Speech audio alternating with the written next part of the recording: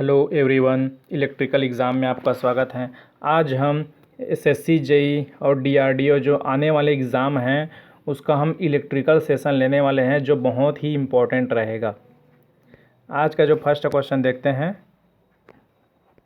आज का first question क्या बोलते हैं कि consider a condenser of capacitance 4 microfarad where the distance between the plate is 10 mm. What is the change in the capacitance when the distance between the two plate is reduced from 10 mm to 2 mm? देखो इसमें क्या बोला है कि ये इसमें बोला है कि जो एक कैपेसिटेंस दिया है जो 4 माइक्रोफैरड का दिया है, ओके, जो उसका जो डिस्टेंस कितना है 10 mm है, ठीक है।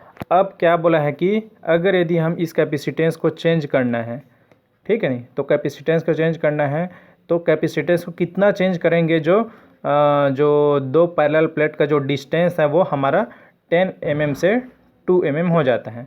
तो मान के चलो यहाँ पर दो पैरेलल प्लेट है, ठीक है, एक पॉजिटिव प्लेट है और दूसरा एक निगेटिव प्लेट है। ये दो पैरेलल प्लेट का जो डिस्टेंस है हमारा d है, ठीक है। अब हम जानते हैं कि C इज़ प्रोपोर्शनल टू क्या होता है, C is equal to epsilon A/d होता है, ठीक है।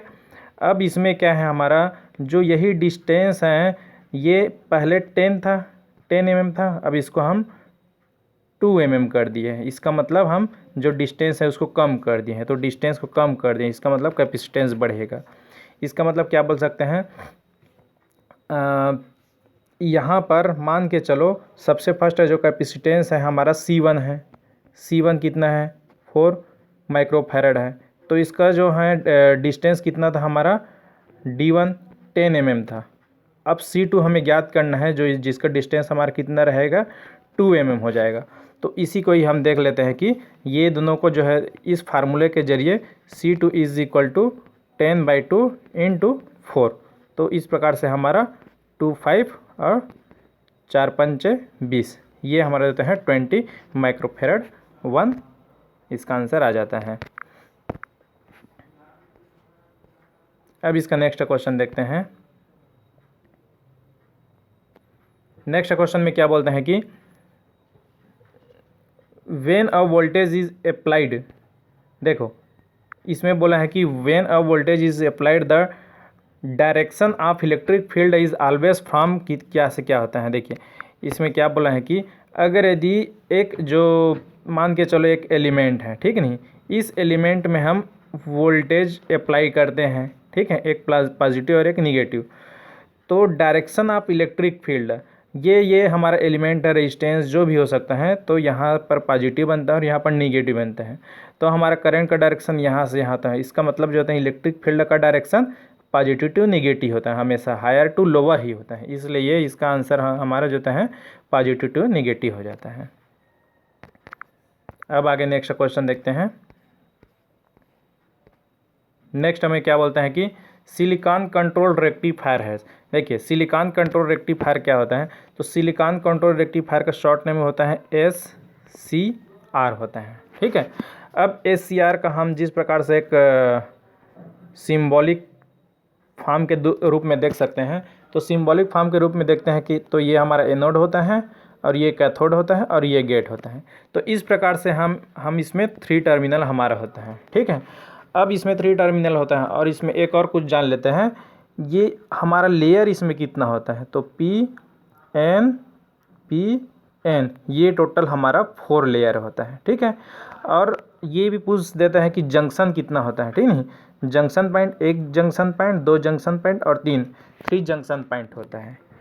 इस प्रकार से इतना 3 क्वेश्चन, और इसमें बहुत सारा क्वेश्चन पूछ सकते हैं जो एग्ज़ाम में आने लायक होता है। अब इसका नेक्स्ट क्वेश्चन देखते हैं। नेक्स्ट क्वेश्चन क्या बोलते हैं कि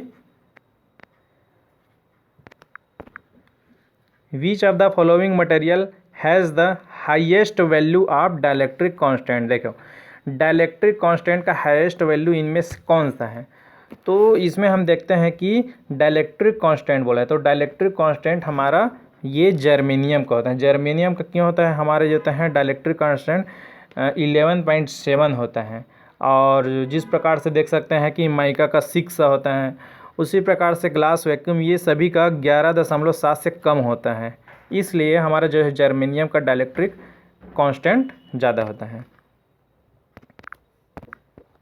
अब आगे नेक्स्ट देख सकते हैं। नेक्स्ट क्या बोलते हैं कि which is true about working the MATLAB. देखिए मैटलैब के फंक्शन में क्या कौन सा कथन सत्य है, ठीक है। अब इसमें देखते हैं कि first only pre determined function can be used. देखो इसमें सिर्फ इतना ही बस यूज़ नहीं होता है, ठीक है, नहीं केवल यही बस यूज़ नहीं होता है, तो ये तो गलत हो गया। इट इज़ कंपाइल्ड लैंग्वेज, ये कंपाइल्ड लैंग्वेज भी नहीं होता है, ये भी गलत हो गया। स्पीड इज़ वेरी फास्ट, ये भी गलत है। अब इसमें बोला है कि user defined function are possible, ये बिल्कुल सही है, ठीक है। तो जो उपयोग किए गए जो है फंक्शन है वो पॉसिबल होता है। अब इसमें नेक्स्ट क्वेश्चन देखते हैं। ये हमारा नेक्स्ट क्वेश्चन में क्या बोलते हैं कि a sinusoidal voltage is applied to a capacitor 0.01 microfarad, ठीक है। कैपेसिटर इसमें दिया है। The frequency of the sine wave is 1 kilohertz, find capacitive reactance. तो कैपेसिटिव रिएक्टेंस का फार्मूला देख लेते हैं। S is equal to 1/2πfc होता है, तो इसी में ही रख देते हैं 1/2π। एफ का मान हमारा कितना है 1 किलो मतलब 10⁻³ और हमारा कैपेसिटेंस कितना होता है ये है, तो कैपेसिटेंस 0.01 इंटू 10⁻⁻6 हो जाता है। इस प्रकार से हम जब फाइनल कंप्लीट सॉल्यूशन करेंगे तो हमारा आंसर 15.92 किलो ओम ये हमारा आंसर आ जाता है। अब इसका नेक्स्ट क्वेश्चन देखते हैं। नेक्स्ट क्वेश्चन में क्या बोलता है कि the main drawback of electric drive का जो मेन ड्रॉबैक क्या होता है, ठीक है। तो मेन ड्रॉबैक है उसी को ही दर्शाना है। तो सबसे पहले देखते हैं कि इट इज़ कम्बरसम ड्राइव, ये जो होता है हमारा एक जटिल ड्राइव, ये तो बोल सकते हैं, ठीक है ना। ये हमारा ड्रॉबैक सही नहीं है, ये ड्रॉबैक नहीं सही नहीं है। मेन जो ड्रॉबैक क्या होता है उसी चीज़ को ही देखना है, ठीक है नहीं। The initial as well as the maintenance cost are costly, ये भी कॉस्टली, ये भी ड्रॉबैक के रूप में नहीं बोल सकते हैं। मेन जो ड्रॉबैक है वो क्या चीज़ है इस चीज़ को देखना है। The electrical power supply failure make the drive stand still. देखो ये सबसे बहुत ही अच्छा लग रहा है कि इलेक्ट्रिक पावर सप्लाई अगर यदि कट हो गया, फेल हो गया, तो हमारा जो जितना भी इलेक्ट्रिक ड्राइव है या हमारा स्टैंड हो जाता है, रुक जाएगा। ये हमारा मेन ड्रॉबैक है। अब हम इसका नेक्स्ट क्वेश्चन देखते हैं। आगे नेक्स्ट क्वेश्चन क्या बोलते हैं कि filament lamp operate normally at a power factor. देखो हमारा जो फिलामेंट लैम्प होता है ये इसका जो होता है पावर फैक्टर कितना होता है। तो देख ये हमारा जिस प्रकार से बना देते हैं कि फिलामेंट ऐसा रहता है जो घरों में यूज़ होता है हमारा, ये जो फिलामेंट लैम्प है इसी को ही हम इनकैंडेसेंट लैम्प बोला जाता है, ठीक नहीं। तो ये जो फिलामेंट लैम्प है ये हमारा सिर्फ और सिर्फ रजिस्टिव एलिमेंट पे ही वर्क करता है, और हमारा जो रजिस्टिव एलिमेंट हमारा यूनिटी पावर फैक्टर पे वर्क करता है, ये इतना समझ लो, ठीक है। तो हमारा आंसर यूनिटी पावर फैक्टर हो जाता है। अब इसका नेक्स्ट क्वेश्चन देखते हैं। देखो ये बहुत ही अच्छा इंपॉर्टेंट क्वेश्चन है, ये इलेक्ट्रिकल की दृष्टि से बहुत ही एग्ज़ाम में आने लायक क्वेश्चन रहता है। जो लाइटिंग अरेस्टर हैं इसको कहाँ पर लोकेटेड किया जाता है, कहाँ पर इसको अधिकतर लोकेटेड किया जाता है। तो सबसे हमारा जो इम्पोर्टेंट पार्ट है जो हायर कॉस्टली रेटिंग का होता है ये हमारा ट्रांसफार्मर होता है, जो लाइटिंग अरेस्टर को हम ट्रांसफार्मर के ही पास लोकेटेड करते हैं। अब इसका नेक्स्ट क्वेश्चन क्या है। नेक्स्ट क्वेश्चन क्या बोलते हैं कि which function is not provided by the MATLAB mathematical function library. देखो इसमें मैथमेटिकल फंक्शन बोल दिया है, तो मैथमेटिकल फंक्शन के जो लाइब्रेरी हैं ये मैटलैब कौन सा इसमें प्रोवाइड नहीं किया जाता है। तो मैथमेटिकल फंक्शन कौन कौन सा है देख सकते हैं, ठीक नहीं। बेसल फंक्शन ये हमारा मैथमेटिकल फंक्शन है, ठीक है। मैट्रिक्स ये वाला भी हमारा मैथमेटिकल फंक्शन है, ठीक नहीं। और हमारा जो फोरियर ट्रांसफार्मर ये भी हमारा मैथमेटिकल फंक्शन है। तो लाइन डायग्राम जो होता है ये हमारा मैथमेटिकल फंक्शन नहीं होता है, ये क्या होता है पावर सिस्टम में यूज़ होता है ये हमारा, इसलिए ये हमारा लाइन डायग्राम हमारा आंसर आ जाता है, नॉट बोला है इस वजह से। अब इसका नेक्स्ट क्वेश्चन देखते हैं। नेक्स्ट क्या बोला है इसमें कि एस टेम्परेचर इंक्रीजेज। देखो टेम्परेचर अगर यदि इंक्रीज कर देते हैं तो फेरोमैग्नेटिज्म क्या होगा। इसमें फेरोमैग्नेटिज्म, डायमैग्नेटिज्म और पैरामैग्नेटिज्म। तो फेरोमैग्नेटिज्म का इसका मतलब क्या होता है, ये हमारा होता है मैग्नेटिक एलिमेंट एकदम पैरेलल होता है और ये बहुत ही अच्छा से रहता है, ठीक नहीं। अगर यदि हम टेम्परेचर जो इंक्रीज़ कर देंगे तो टेम्परेचर को जैसे इंक्रीज़ करेंगे तो जो फेरोमैग्नेटिज्म हैं, तो फेरोमैग्नेटिज्म में जो हमारा जो स्ट्रॉन्ग मैग्नेटिज्म बढ़ रहा था, ठीक नहीं, स्ट्रॉन्ग मैग्नेटिज्म बढ़ रहा था वो हमारा क्या होगा, हमारा कम होगा। तो इसका मतलब पैरामैग्नेटिज्म बन जाएगा। तो पैरामैग्नेटिज्म में जो इसका मैग्नेटाइजेशन कम हो जाती है, तो मैग्नेटाइजेशन कम हो जाती हैं तो हमारा जो फेरोमैग्नेटिज्म डिक्रीज़ होने लगता है, ऐसा बोल सकते हैं। तो डिक्रीज़ ये हमारा आंसर आ जाता है। अब इसका नेक्स्ट क्वेश्चन देखते हैं। नेक्स्ट क्वेश्चन क्या है कि cell are connected in parallel. देख ये सेल बना देते हैं, ठीक है ना, सेल बना देते हैं हम, ठीक है। अब ये जो सेल है हम इसको पैरेलल में कनेक्ट कर दिए हैं। तो सेल को पैरेलल में कनेक्ट करते हैं तो इंक्रीज़ द, किसको इंक्रीज़ करने के लिए, तो ये हमारा होता है जो करंट की जो कैपेसिटी है ये हमारा इंक्रीज़ हो जाता है जैसे पैरेलल में कनेक्ट करते हैं तो, ठीक है। और अगर इसी को ही हम सीरीज़ में कनेक्ट करेंगे तो हमारा वोल्टेज इंक्रीज़ होता है। इस वजह से इस प्रकार से हमारा सी फाइनल आंसर आ जाता है। अब इसका नेक्स्ट क्वेश्चन देखते हैं। नेक्स्ट क्वेश्चन में क्या है कि 2 इनकैंडेसेंट लैंप ऑफ वाटेज 40 वाट 60 वाट, ठीक नहीं, 2 वाट का इनकैंडेसेंट लैंप हैं जो सीरीज़ में कनेक्ट हैं और इसका जो वोल्टेज है वो 230 वोल्ट है, ठीक है। अब ये हमारा देता है कौन सा ब्राइटर जलेगा, इसमें कौन सा ब्राइटर जलेगा ये बोला है। तो 2 लैंप हैं जो ये सीरीज़ में कनेक्ट हैं, ये सीरीज़ लैंप को हम 230 वोल्ट से कनेक्ट कर देते हैं। एक लैंप जो होता है 40 वाट का रहता है और एक लैंप जो है हमारा 60 वाट का रहता है। तो इसमें हम देख सकते हैं, इसमें क्या देख सकते हैं कि सबसे पहले तो इसका देखते हैं कि 40 वाट का। तो यहाँ पर हमारा होता है P is equal to V square by R होता है। तो R इज इक्वल टू हमारा क्या होगा, वी स्क्वायर बाई पी होगा, ठीक है ना। यहाँ पर उसी प्रकार से यहाँ पर भी R is equal to V square by P होगा, ठीक है। अब यहाँ पर P क्या है हमारा 40 वाट है, ठीक है ना। यहाँ पर हम 40 वाट लिख देते हैं कि वी स्क्वायर बाई 40, ठीक है। अब यहाँ पर कितना है, वी स्क्वायर बाई 60 है, ठीक है। अब यहाँ पर 40 हमारा कम है तो हमारा इसका रेजिस्टेंस ज़्यादा होगा, इसका मतलब इसका रेजिस्टेंस ज़्यादा होगा और इसका रेजिस्टेंस कम होगा, ऐसा मान के चल सकते हैं।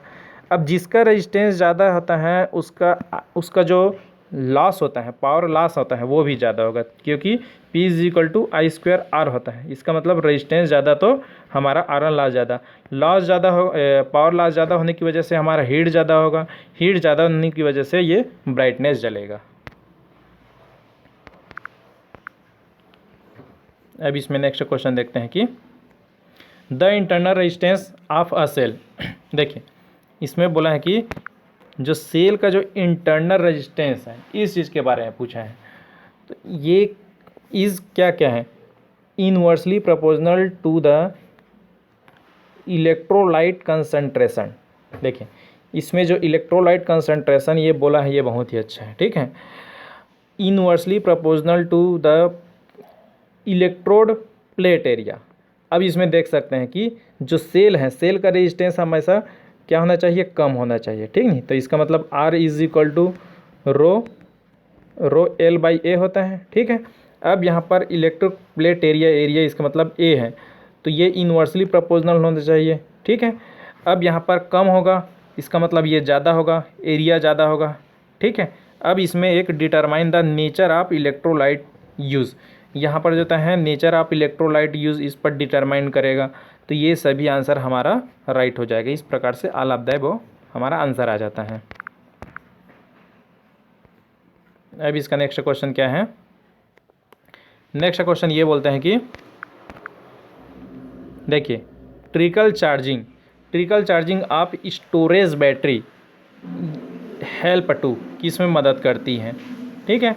अब इसमें बोल सकते हैं कि प्रिवेंट, ठीक नहीं, प्रिवेंट सल्फेशन ये नहीं है। सेकंड बोल सकते हैं कि keep it fresh and fully charge. देखो ट्रिकल चार्जिंग का ही मतलब हमारा क्या होता है कि ये पूरा फुल चार्जिंग हो और फ्रेश चार्जिंग, ये दोनों बहुत ही इम्पोर्टेंट हैं, ठीक नहीं, एक फुली चार्जिंग और एक फ्रेश चार्जिंग, ठीक नहीं। ये हमारा जो है ट्रिकल चार्जिंग का काम होता है। इस प्रकार से हमारा आंसर आ जाता है। अब इसमें नेक्स्ट क्वेश्चन देखते हैं। नेक्स्ट क्वेश्चन क्या बोलता है कि identify the instrument which has no controlling torque. देखो इसमें कोई कंट्रोलिंग टार्क किस में नहीं होता है, तो किस में नहीं होता है, इलेक्ट्रोस्टैटिक वोल्ट मीटर में तो होता है, ठीक नहीं, पावर फैक्टर मीटर में नहीं होता है, ठीक है। इसलिए ये इसका आंसर ये हो जाएगा। वाट मीटर में भी होता है, इसलिए ये गलत हो जाएगा। और डायनेमोमीटर वाट मीटर में भी अमीटर में भी होता है, इसलिए ये भी गलत हो जाएगी, ये भी गलत हो जाएगी, ये हमारा आंसर आ जाएगा। देखो नो कंट्रोलिंग टार्क किस में होता है, कंट्रोलिंग टार्क किस में नहीं होता है, पावर फैक्टर मीटर में नहीं होता है, ठीक है नहीं।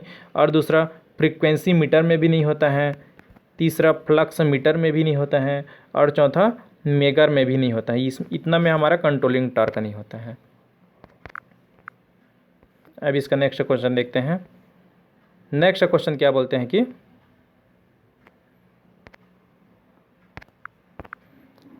नेक्स्ट क्वेश्चन में इन शंट जनरेटर केस में हमारा वोल्टेज बिल्डअप होता है, इस जनरली इसको रिस्ट्रिक्टेड करना है, ठीक नहीं, तो किसके द्वारा करेंगे, तो जो वोल्टेज बिल्डअप होता है इसको रिस्ट्रिक्ट करने के लिए हम स्पीड लिमिटेशन का यूज़ करेंगे, ठीक है। ये बाकी का यूज़ नहीं कर सकते हैं, सिर्फ स्पीड लिमिटेशन का यूज़ करेंगे, या फिर एक क्रिटिकल रेजिस्टेंस का भी यूज़ कर सकते हैं। ये दोनों चीज़ से हमारा जो है वोल्टेज बिल्डअप होता है शंट जनरेटर में, उसको हम रिस्ट्रिक्टेड किया जा सकते हैं। इसका नेक्स्ट क्वेश्चन देखते हैं। नेक्स्ट क्वेश्चन में क्या है कि हमारा प्रेजेंस ऑफ पैरेलल अलाइनमेंट, ठीक है, ये parallel alignment of magnetic dipole movement is given by which material. ये इसमें बोला है कि जो इसका मैग्नेटिक डाइपोल है वो पैरेलल अलाइनमेंट है, ठीक नहीं, ये एक मान के चलो ऐसा पैरेलल में हमारा एक अलाइनमेंट है इसका जो मैग्नेटिक डाइपोल है, ठीक है। ये इनमें से कौन सा मटेरियल का है, ये हमारा जो है फेरोमैग्नेटिक मटेरियल का है, सीधा देख सकते हैं, ठीक है। अब ये पैरामैग्नेटिक डायमैग्नेटिक इसका उतना नहीं रहता है, कम ही रहता है as compare to ferromagnetic material का। अब इसका नेक्स्ट क्वेश्चन देख सकते हैं। नेक्स्ट क्वेश्चन में क्या बोलते हैं कि ये हमारा नेक्स्ट क्वेश्चन हो जाता है।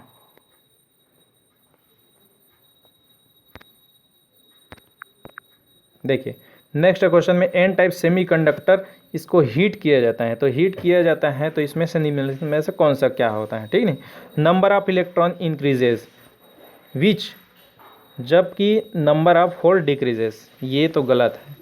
देखिए अगर यदि एन टाइप सेमीकंडक्टर इसको हीट करेंगे तो हमारे होता है नंबर ऑफ इलेक्ट्रॉन और नंबर ऑफ जो होल दोनों जो है हमारा इंक्रीज होता है, इसलिए हम देख सकते हैं कि number of electron decreases which, ये तो डिक्रीजेस वाला गलत है। Number of electron and number of hole remain same, ये भी गलत है। Number of electron and number of hole ये हमारा जो है ये सही है, इसलिए फोर्थ आंसर हमारा सही हो जाता है। अब इसका और नेक्स्ट देख सकते हैं,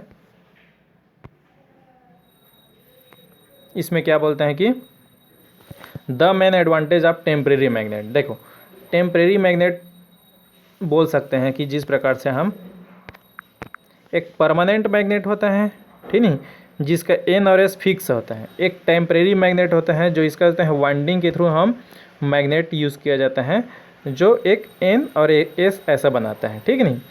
ये हमारा टेम्परेरी मैग्नेट है जो हम इसको आसानी से चेंज कर सकते हैं, और परमानेंट मैग्नेट है, इसको हम आसानी से चेंज नहीं कर सकते हैं। तो टेम्परेरी मैग्नेट का मेन एडवांटेज क्या बोला है, तो टेम्परेरी मैग्नेट का मेन एडवांटेज हमारा चेंज द मैग्नेटिक फ्लक्स, हम मैग्नेटिक फ्लक्स को ही चेंज कर सकते हैं, यही हमारा मेन एडवांटेज है, ठीक है। यूज़ एनी मैग्नेटिक मटेरियल, ये सही नहीं है। डिक्रीज द हिस्टेरेसिस लॉस, ये भी सही नहीं है। इस प्रकार से हमारा फर्स्ट आंसर ही सही हो जाता है, ठीक है। अब इसमें नेक्स्ट क्वेश्चन देखते हैं।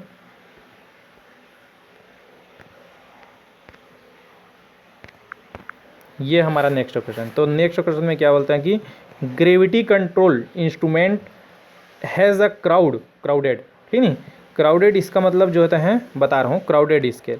ये जो एक स्केल है, स्केल में एक बड़ा स्केल होगा, उसके बाद फिर छोटा छोटा होने के बाद फिर बड़ा, फिर छोटा छोटा छोटा होने के बाद फिर बड़ा, फिर छोटा छोटा, इस प्रकार से इसको हम क्राउडेड स्केल बोला जाता है, ठीक है। Because the current is proportional to, ये ग्रेविटी कंट्रोल में हम हमारा देता है क्राउडेड, और ये देते हैं ग्रेविटी कंट्रोल, हम ये नीचे में एक लोडेड दे देते हैं, इसी को ही हम जो है ग्रेविटी कंट्रोल इंस्ट्रूमेंट बोला जाता है। तो हमारे देता है करेंट है वो कैसा होना चाहिए, तो हम देख सकते हैं कि जो इसका जो डिफ्लेक्टिंग टार्क है, डिफ्लेक्टिंग टार्क देता है हमारा देता है साइन थीटा के प्रोपोर्शनल होता है, और I is proportional to T D होता है, ठीक है। तो फाइनल हम देख सकते हैं कि टी डी के स्थान पर हम आई रख सकते हैं, इसका मतलब I is proportional to sine theta रख सकते हैं, ठीक है। तो इस प्रकार से हमारा answer sine of deflecting angle, ये हमारा आंसर आ जाता है, जिस प्रकार से सकते हैं साइन ऑफ डिफ्लेक्टिंग एंगल।